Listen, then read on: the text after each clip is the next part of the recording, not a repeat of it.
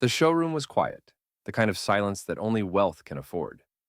Amber lights gleamed across polished chrome and glass, casting soft yet oppressive shadows on the high-end luxury cars lining the floor. Jonathan Miller stood in the center of the space, looking every bit the part of a man who ruled over his domain. His tailored black suit hugged his frame perfectly, every detail about him, from his slicked back hair to his polished shoes, emanated power. A sharp contrast to the man who stood before him, Ibrahim Traoré, dressed in a simple hoodie, faded jeans, and scuffed sneakers, was an odd figure in the middle of this luxury landscape. His presence, unassuming yet determined, radiated something that couldn't be bought or replicated. To anyone else, Ibrahim would have been invisible, just another person lost in the crowd. But to Jonathan Miller, the owner of this prestigious car dealership, Ibrahim was nothing more than an eyesore, a disruptor. As Ibrahim lingered near a midnight blue roadster, Jonathan Miller's eyes locked on him, a sneer forming on his lips. His gaze dropped, dismissing Ibrahim's attire and demeanor as if they were a stain on the showroom's perfection. Miller, accustomed to power and control, stepped forward with a confident swagger. He had worked too hard to build this reputation, and no one, least of all a man like Ibrahim, was going to tarnish it. "You don't belong here," Jonathan sneered, his voice dripping with disdain. His tone was loud enough to cut through the ambient hum of the showroom. The words hung in the air like a slap to the face. The showroom fell into an uneasy silence as everyone around them watched, sensing the tension that was slowly building. Ibrahim stood still, his posture calm, his expression unreadable. He didn't flinch, didn't move a muscle. He simply regarded Jonathan with dark eyes that seemed to see straight through him, as if he wasn't even there. Jonathan, a man used to having his way, didn't like the way Ibrahim looked at him. It was a stare of quiet defiance, a challenge he wasn't accustomed to. Jonathan's fist shot forward, his hand aiming straight for Ibrahim's face. The room seemed to hold its breath, the high-end patrons glancing nervously between the two men. The sound of Jonathan's fist cutting through the air filled the showroom as everyone waited for the inevitable impact. But then, something unexpected happened. Ibrahim's hand moved, quick as a flash, and caught Jonathan's fist before it could land. The movement was smooth, effortless, like a trained martial artist intercepting a punch. The showroom gasped, the room now buzzing with confusion and intrigue. The strength of Ibrahim's grip was evident, but it wasn't aggressive. It wasn't meant to hurt. It was simply controlled. "Respect doesn't cost a thing," Ibrahim said softly, his voice calm and steady. His West African accent flowed through the words, adding an almost melodic quality to his speech. There was no fear in his eyes, no sign of aggression, just a quiet resolve. Jonathan Miller's face flushed with anger. His pride, his authority, had just been challenged in front of everyone. He didn't know who this man was, but that didn't matter. He was Jonathan Miller. He ran this dealership, and no one, especially not someone dressed like Ibrahim, would embarrass him in his own domain. But Ibrahim wasn't backing down. He looked Jonathan in the eyes, unwavering. His voice, though calm, held an unspoken power. "You don't need to hide behind your wealth and your status," Ibrahim continued, his gaze never leaving Jonathan's. "True strength lies in how you treat others, not in the clothes you wear or the money in your bank account." Jonathan, seething with anger, tried to pull away, but Ibrahim's grip was firm, unyielding. He couldn't move, couldn't break free of the quiet storm that was Ibrahim's presence. The tension in the room had escalated to a boiling point. People had begun to murmur, whispers spreading like wildfire. "Who is this guy? Is he crazy? Why is he still here?" The showroom, once filled with the sound of luxury and comfort, now felt like a powder keg about to explode. Jonathan's face twisted in frustration, and he finally yanked his hand free from Ibrahim's grip, stumbling backward a few steps. The crowd remained silent, everyone waiting to see what would happen next. But Ibrahim's demeanor didn't change. He simply stepped back, his calm presence unwavering. He wasn't the one causing a scene, he was only standing his ground. And that was when the real shock came. Jonathan Miller's anger was palpable. His fists clenched at his sides, his chest heaving with the effort to control the rush of emotions. He wasn't used to being challenged like this, especially not by someone who didn't even look the part. His mind raced, searching for a way to assert control, but Ibrahim remained standing calmly, unaffected by Jonathan's growing frustration. "Get out of here," Jonathan growled, his voice low and venomous, yet dripping with thinly veiled fear. His words were meant to dismiss, to humiliate, but they only seemed to hang in the air like the heat of an incoming storm. "I'm here for a car," Ibrahim responded, his voice carrying a weight that made Jonathan pause, his attempt to dominate faltering. At this, the showroom's atmosphere shifted. People started to shift uncomfortably in their seats, glancing back and forth between the two men. Ibrahim's calmness was unnerving, unsettling. His presence felt like a quiet storm, something powerful and steady beneath the surface, while Jonathan's facade of control was cracking, exposed for all to see. "Do you understand who I am?" Jonathan spat, his eyes wild with frustration, though they lacked the authority they once had. "You can't just waltz in here and expect respect." Ibrahim's expression remained unchanged, his gaze still steady, but there was a flicker in his eyes now, a knowing glimmer that hinted at something far more powerful than anything Jonathan could ever throw at him. "I'm here for the car," Ibrahim repeated, his voice calm but full of an undeniable force. "And I'll be buying it today." Jonathan sneered. "That's rich," he said, taking a step closer, still seething with indignation. "You, in that hoodie, think you belong in a place like this? You're wasting our time." Ibrahim didn't flinch. He didn't react with anger or defiance. He simply stood his ground, unyielding and composed. The tension in the showroom reached a breaking point. A few patrons looked away, uncomfortable with the exchange. Others seemed intrigued, almost as if they were witnessing something that transcended the showroom and its overpriced luxury cars. That's when the first person spoke up. A middle-aged man wearing a crisp suit stepped forward from the crowd. He'd been watching the scene unfold with growing curiosity, and now he couldn't stay silent any longer. "Jonathan, I think you've made your point," the man said, his voice firm, his eyes glinting with authority. "But maybe you should consider what you're doing here." The crowd murmured, confused at the sudden change in tone. Jonathan turned to face the man, his face twisted with disdain. "Who do you think you are?" Jonathan snapped. "What's your business in this?"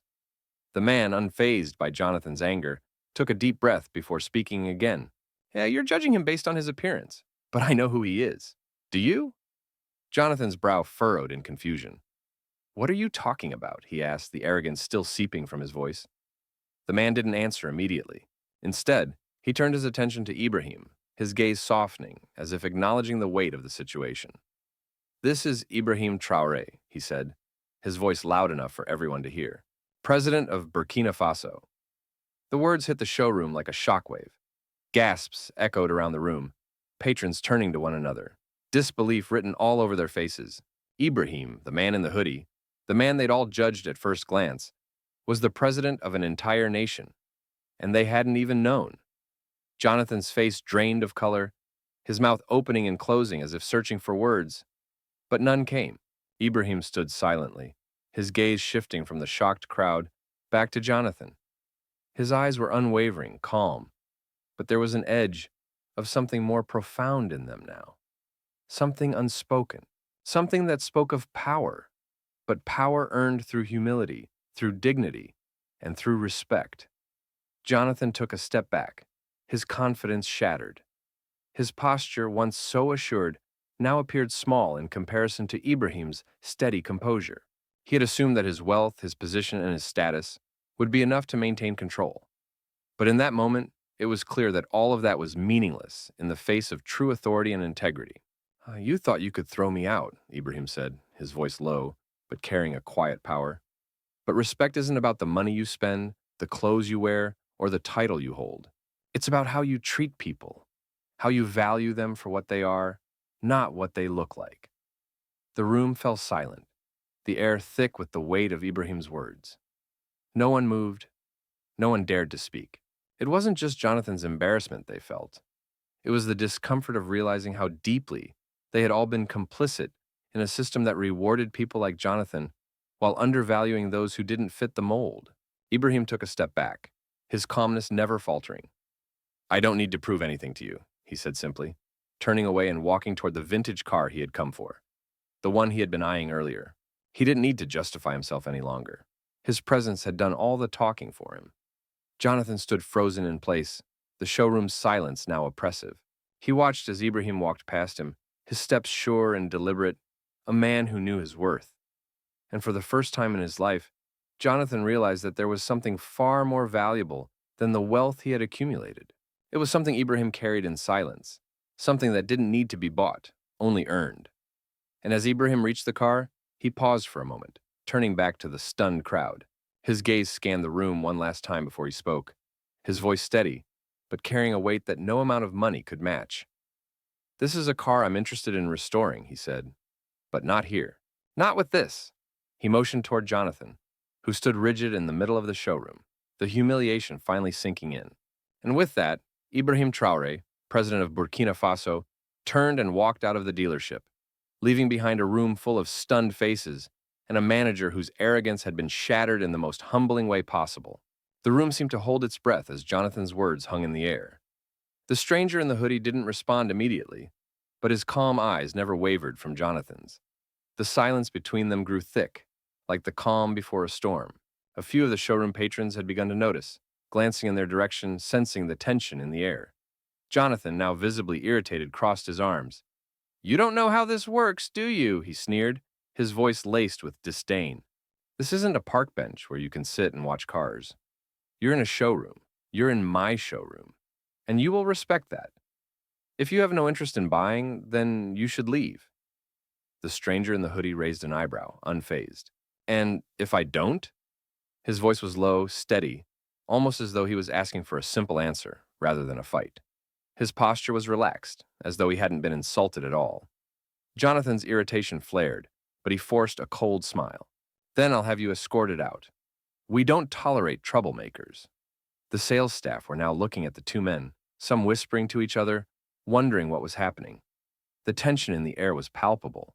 The stranger glanced at Jonathan, unperturbed. "If you think physical force is the answer, you're wrong," he said. His voice was calm, almost patronizing, but beneath the smooth tone there was something firm and resolute. Jonathan's ego took another hit. He wasn't used to being challenged like this, especially in his own showroom. He was used to being the one in control, the one who commanded attention and respect. The stranger, with his simple hoodie and scuffed sneakers, seemed to be unshakable, unmoved by the supposed weight of Jonathan's status. "Who do you think you are?" Jonathan snapped, stepping closer. "You don't belong here. You shouldn't even be in the same space as these cars." The stranger, unflinching, met Jonathan's eyes and replied, "Respect doesn't come from the label on your suit or the price tag of these cars. It comes from understanding people, not belittling them." The words hit harder than expected, and Jonathan, for a brief second, felt himself falter. He didn't like being lectured, especially not by someone who clearly didn't belong in his world. In that moment, the showroom manager's control began to slip. His chest tightened as the stranger's quiet confidence exposed the flaw in his own arrogance. It was clear to Jonathan now. This wasn't just a man in a hoodie. He was someone who stood his ground, someone who didn't flinch in the face of authority. And that thought made Jonathan angrier. "Leave!" he spat, but the words lacked the same venom they once had. But the man in the hoodie did not move. Instead, he took a step forward, the silence now thick enough to cut with a knife. "I'm not here to fight you," the stranger said, his voice calm and firm, "but I'm here for something more important than a car. I came to see how you treat people, and you've failed that test." The words hung heavy in the air, echoing in the showroom. Jonathan's face flushed with embarrassment as patrons started murmuring amongst themselves. Some of the regulars, the affluent customers, were starting to look uncomfortable, sensing the tension rising between the two men. Others looked to Jonathan for a reaction, wondering how he would handle this challenge to his authority. Jonathan clenched his fists, his mind racing for a comeback, but he couldn't come up with one. His sharp words and quick retorts suddenly felt hollow, and the weight of his own arrogance was starting to crush him. For the first time, the room seemed to be watching not Jonathan Miller, the powerful manager, but the stranger in the hoodie who had dared to stand up to him without flinching. The tension in the air was so thick it felt suffocating. Jonathan's usual control over any room, any situation was slipping, and there was nothing he could do to stop it. His eyes darted around, searching for any sign of help or escape, but all he found were the cold, silent faces of his patrons, watching this confrontation unfold. "Get out of my face," Jonathan growled, trying to assert control, but the edge in his voice betrayed his frustration. The stranger in the hoodie didn't flinch.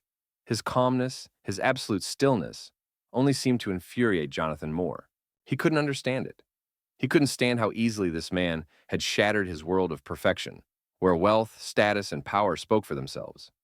Do you understand who you're talking to? Jonathan snapped, his voice rising with anger. You're not in a position to make demands here.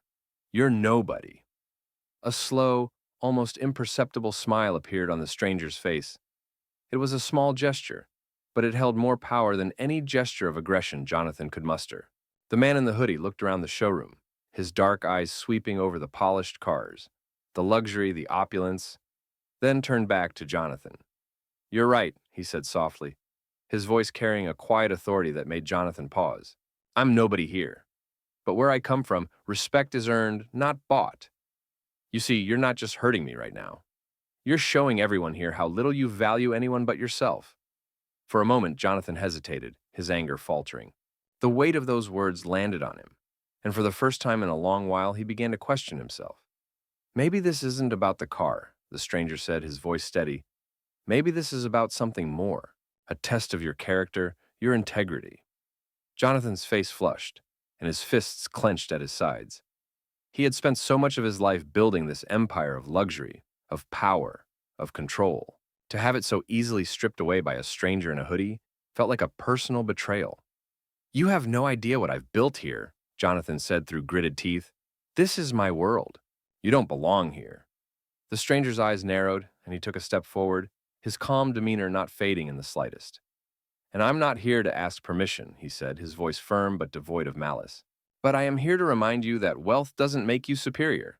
It's how you treat others that defines you. This, he gestured to the showroom, is just stuff. It's not what truly matters. The showroom had fallen silent, all eyes now on Jonathan and the stranger.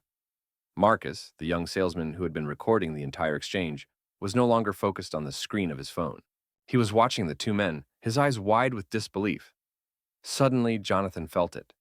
The realization that the world he had so carefully crafted for himself was just an illusion. His power, his wealth, his status, it all meant nothing compared to the dignity the stranger carried with such quiet authority. The sting of his own humiliation was too much to bear. Who are you? Jonathan demanded, his voice shaky now. The stranger in the hoodie stood tall, his gaze unwavering. I'm someone who doesn't need to prove anything to you, he said quietly. But let me leave you with this. It's never too late to change. You have a choice right now. You can choose to keep clinging to this idea of power and superiority, or you can choose to treat everyone with respect. Jonathan stared at him, the weight of his words sinking in, and for a brief moment, Jonathan felt something shift inside him, a flicker of understanding, a crack in his once impenetrable armor. But before he could respond, the stranger turned and walked away, his footsteps echoing through the showroom, leaving Jonathan standing there, facing the very truth he had tried so hard to avoid. As Ibrahim walked out, the showroom seemed to exhale. Jonathan, frozen, felt the weight of his actions.